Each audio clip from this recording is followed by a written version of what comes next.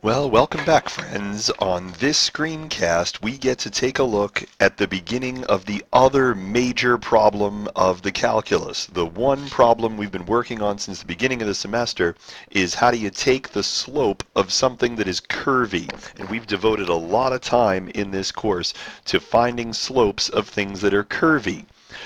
For the remainder of our course, we turn our attention to the other major problem in the calculus, which is how do we find the area of something that is curvy? And not circle curvy, oh no, that would be too easy.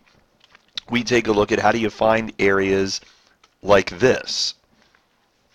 What I want to do is estimate the area under the graph of y equals 10 minus x squared and above the x-axis from x equals 0 to x equals 3.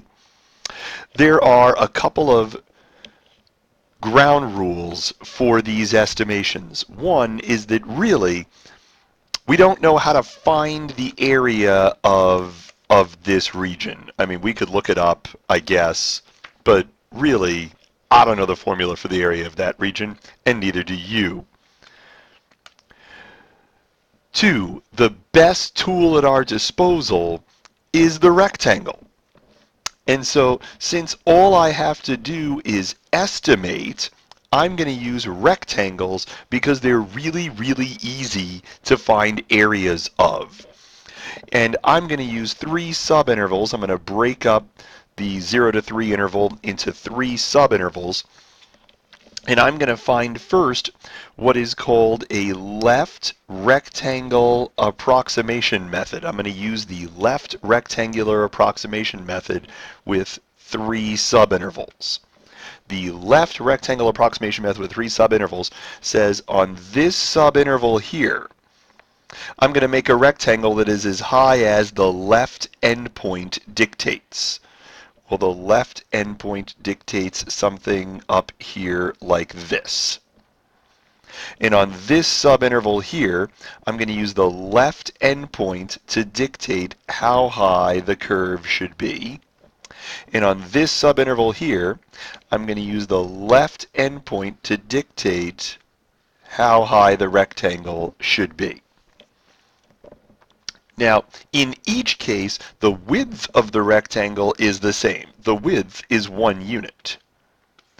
So the heights of the rectangles will determine the areas of the rectangles, and the areas of the rectangles are determined by left endpoint function values. So I've got 10 minus x squared at 0, at 1, 10 minus 1, and at 2, 10 minus 4. So in each case, the left endpoint tells me how high to make my approximating rectangle. This turns out to be 25.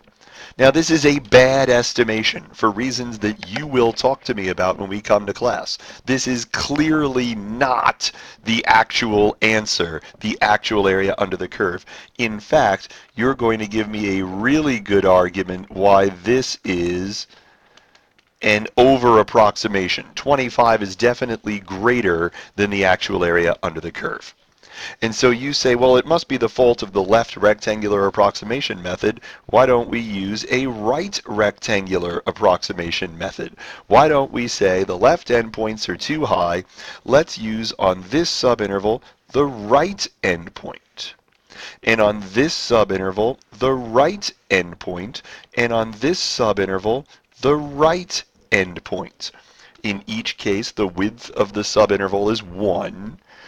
And the heights are dictated by f of 1, f of 2, and f of 3.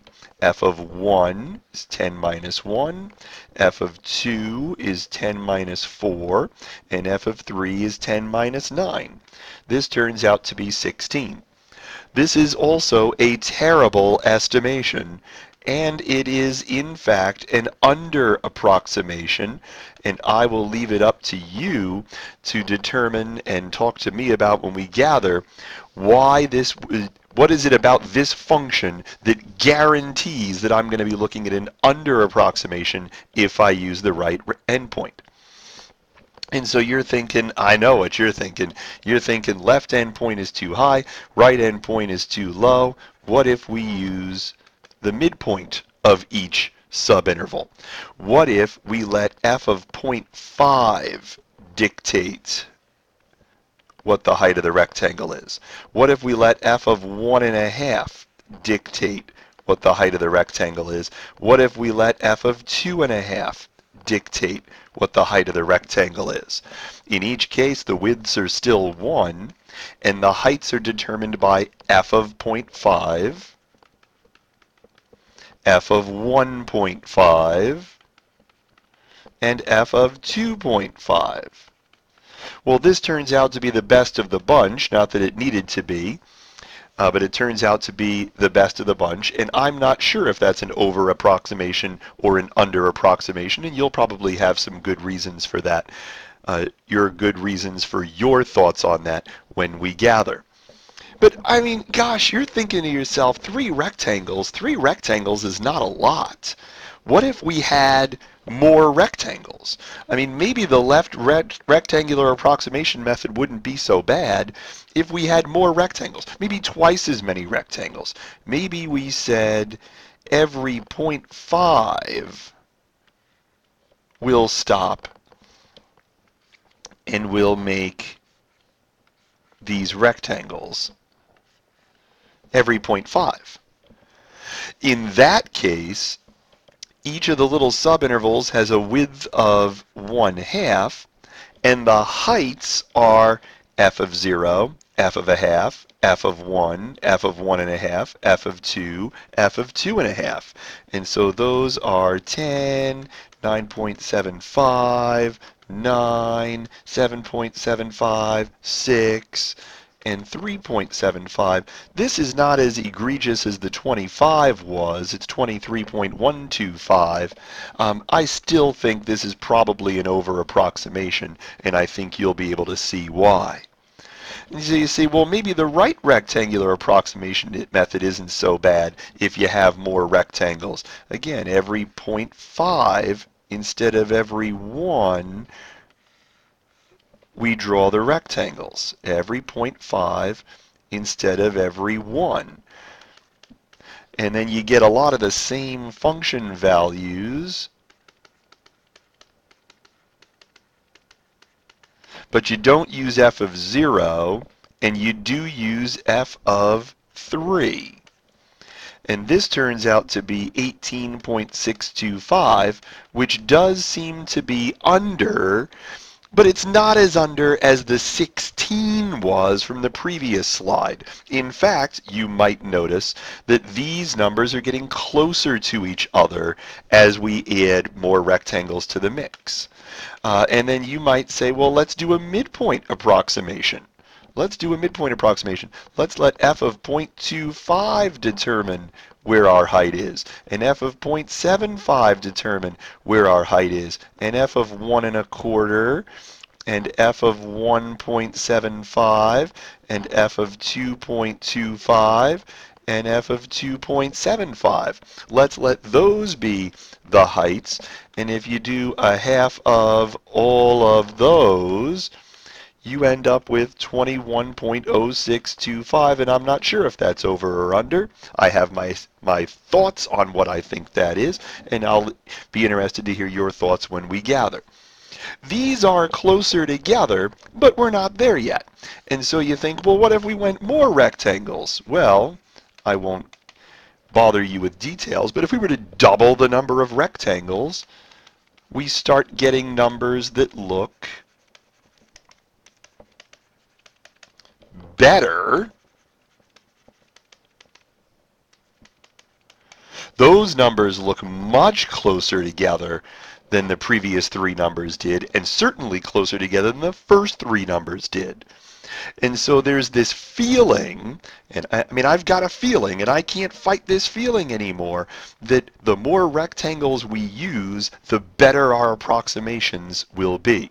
Now, what do you want to put as the estimate? You could put any of those as the estimate with an appropriate justification and an appropriate bound on, okay, this is my estimate, but I think it's too small. Okay, that's the crank it out nature of how this thing goes. Let's crank out this one also. This is the graph of square root of x. Want to look at the area under square root of x from 0 to 4. Want to estimate the area. Want to walk us through that process one more time so that we have it pretty well down. Here it would stand to reason that a decent number of subintervals would probably be 4 as a first go just to get our feet wet. And so if I want to use a left rectangular approximation method with 4 subintervals, well, that first subinterval isn't very high at all.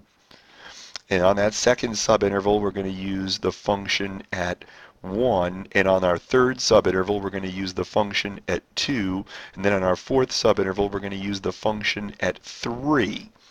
Each rectangle has a width of 1. And the heights are f of 0, f of 1, f of 2, and f of 3. This is approximately 4.146. And I'll let you decide if that's an over approximation or an under approximation. Well, if we were to go from the other side, on each sub-interval, we use the right endpoint to determine how big our rectangle is. Right endpoint, right endpoint, right endpoint.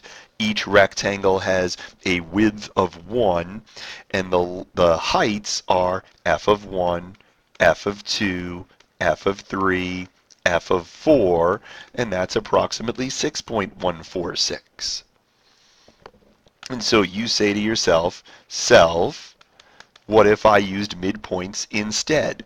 What if I let f of a half determine the height of the rectangle, and f of 1.5 determine the height of the rectangle, and f of 2.5 determine the height of the rectangle, and f of 3.5 determine the height of the rectangle? Well, then each rectangle would still be 1 wide, and I'd have f of 0.5, f of 1.5, f of 2.5, and f of 3.5, and that would be approximately 5.384, which seems to be better than the other two, although it's hard to know if this is an over approximation or an under approximation. And so I ask myself, what if we tried more rectangles? What if we broke the thing up every 0.5?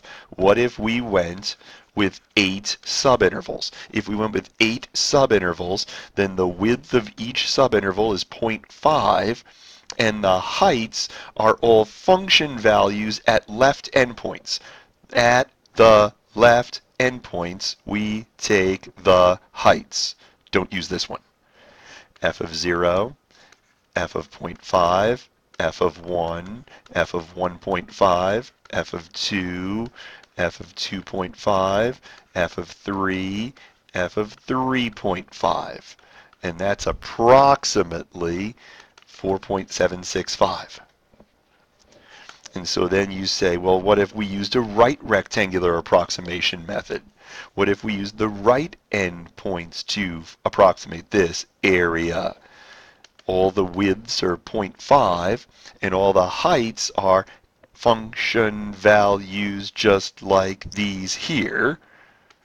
F of a half, f of 1, f of 1.5, f of 2, f of 2.5, f of 3, f of 3.5, f of 4, and that's approximately 5.765. Again, I think that's an over approximation. You'll tell me why when we gather in class. If we were to use the midpoints, well then, we're using f of a quarter, f of 0.75, f of 1.25, f of 1.75, and so on down the line, and we'd get approximately 5.352. Better than either of those, not sure if it's above or below. And so you say to yourself, well, could we blow this up? Could we go with more rectangles? I mean, why stop at 8? And I must agree, I don't know why I would stop at 8. Those are getting closer. And so any of them could be an estimate for the area under the curve. We could say that any of them are a good estimate for the area under the curve with appropriate commentary on, okay, this is obviously too big, this is obviously too small, this I'm not sure about it. The key things for you to know are, one, where do these numbers come from? You should be able to crank out on your calculator, okay, I know how these numbers come to be. And then two, you should know that as there are more rectangles, we do a better job of approximating area. Those are two very key takeaways. So if you're interested in making sure you know what's what, consider the following on your own. Take 8 minus x cubed. Looks something like this. And consider it on 0 to 2. And take the time to make sure that you know how to crank out an LRAM and an RRAM and an MRAM with 4 subintervals. Just hit the pause button, take the moment, see if you can do it. Okay, if you did, you're looking at 13.75, you're looking at 12.125, no you're not. You're looking at 9.75, and you're looking at 12.125. Okay, so that's our look at how to approximate areas under curves. When we show up in class, we're going to build on that a little bit. So hope you've got this down. See you then.